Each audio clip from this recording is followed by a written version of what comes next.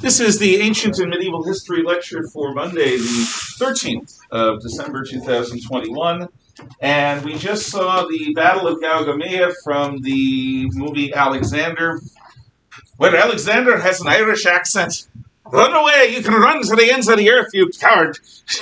But you'll never run far enough. It is what it is. I showed it to you because I thought very well of that scene. I thought that they captured the tactics very well, the bird's eye views, the spirit of it. I thought they did a really good job. The movie as a whole, but that scene, very, very good. Alexander pursues Darius, and ultimately a proposal is made. Darius abdicates. Alexander marries Darius' daughter. Alexander becomes great king of Persia, as well as king of Macedon and Greece. Peace is achieved, and the great Persian Empire is conquered in just a few years. Alexander does something that no one else in the entire history of the world has ever done. He is simultaneously Lord of West and East, but let me explain what that means. At his time, Macedon and Greece were the most dominant Western power. Rome hadn't risen, the Etruscans, the Carthaginians. No, it was Greece and Macedon that were the dominant power in the West. In the East, at this point in time, neither China nor India were at their high points. The Persian Empire was the dominant empire in the East. So Alexander simultaneously rules the most powerful Western and Eastern kingdoms of his time. No one else ever does that. As Lord of West and East, you would think he would be satisfied. But a man does not get into his position by being satisfied. This actual overweening ambition, this insatiable appetite for glory, is going to be not only the doom of Alexander, but the doom of many people who make a lot of history. But as Lord of West and East, one of the things Alexander is famous for is establishing cities. He seeds cities like Johnny Appleseed seeds apple seeds, which I assume you learned about when you were in elementary school. And if you didn't, look up Johnny Appleseed. As Americans, you should know the legend. Remember, cities are seeds of civilization, Greek civilization.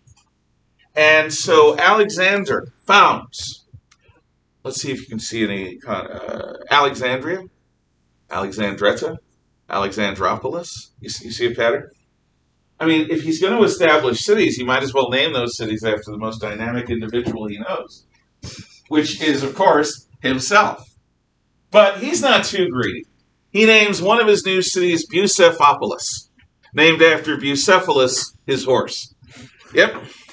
I live in the city of the horse of Alexander the Great, Bucephalus for Bucephalus. And these cities are still around today. Alexandria is actually the New York City or London of its time, throughout the rest of the Greek and Roman world, and even up through the time of the Islamic conquest. Alexandria is the chief city in that part of the world, in all of the Middle East. Alexandria, Egypt, at the mouth of the Nile. Alexandretta still exists. I mean, these cities. Let's see. Iskandrun is the city of Alexander, and I think Iskandrun is in Turkey. So he scatters cities all over the place. Alexander is also known for wanting to make something permanent of this conquest. So, I have Greek and Macedonian officers and soldiers. Persia has many noble families of many different races. Soldiers, I have a duty for you. Your duty is to take Persian wives. Now, you may have Greek and Macedonian wives at home. That's okay. They're 1,000 miles or more away. This is a patriotic duty. Close your eyes and think of Macedon. Sorry, that's a James Bond joke. The idea is that the children of the Persian women who are of upper class families and of Greek and Macedonian men who are the conquerors will be the new rulers of West and East, will be the new aristocracy within Alexander's empire. They will be of mixed blood, and they will have the strength of both and the weaknesses of neither. That's the hope. But Alexander is not simply satisfied with genetically blending. He consciously adopts Persian styles, patronizes Persian arts with the condition that they are blended with Greek arts, with Greek styles. Because what he wants is a Reese's peanut butter cup of culture. You got your chocolate. You got your peanut butter. Back when I was a kid, they had an ad. Kid's playing in the yard, a kid's riding by on his bike. The kid riding isn't looking where he's going. He plows into the kid in the yard. They both tumble. And one of the kids was eating peanut butter, the guy in the yard, with a spoon out of a jar. I hate peanut butter. My wife would understand this, but I don't. And the other kid's eating a Hershey bar or a chocolate bar or something while he's riding. And that, you got your chocolate in my peanut butter. You got your peanut butter in my chocolate. Hey, that's good. And that's Reese's Peanut Butter Cup, which is the chocolate and peanut butter candy. It's like mixing tin with copper and getting bronze. What Alexander wants is an alloy of cultures, a proverbial bronze, called Hellenism. Hellenism, like the new aristocracy that Alexander wants to breed, is going to be a blending of the best qualities of East and West, of Greece and Persia. And it works. We'll talk more about that later. But now Alexander says, this world is not enough.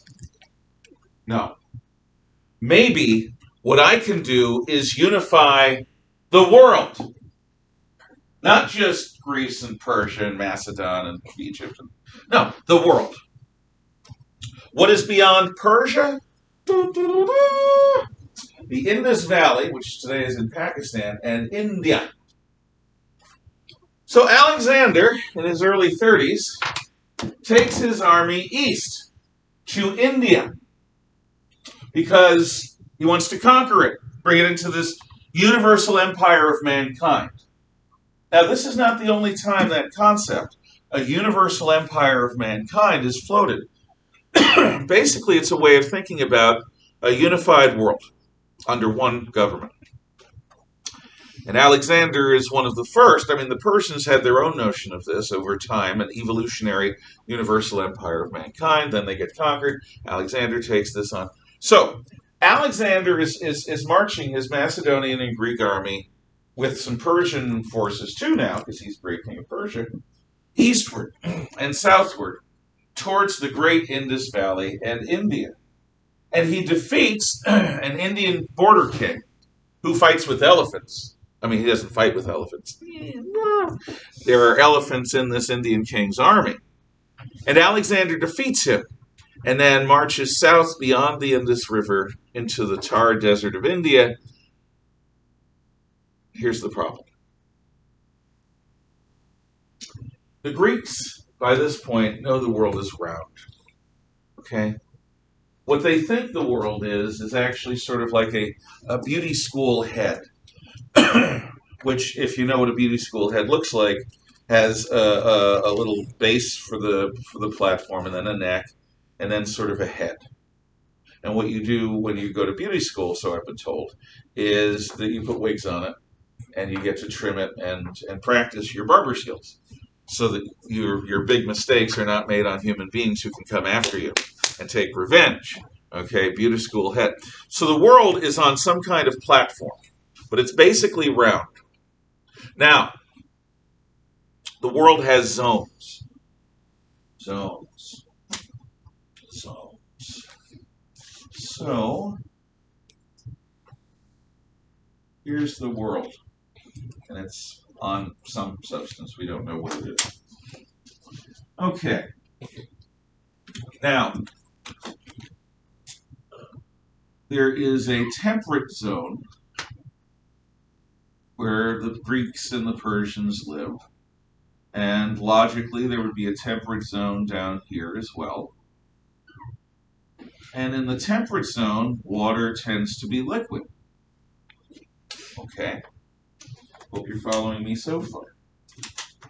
Now, north of the temperate zone, as we know, is the frigid zone.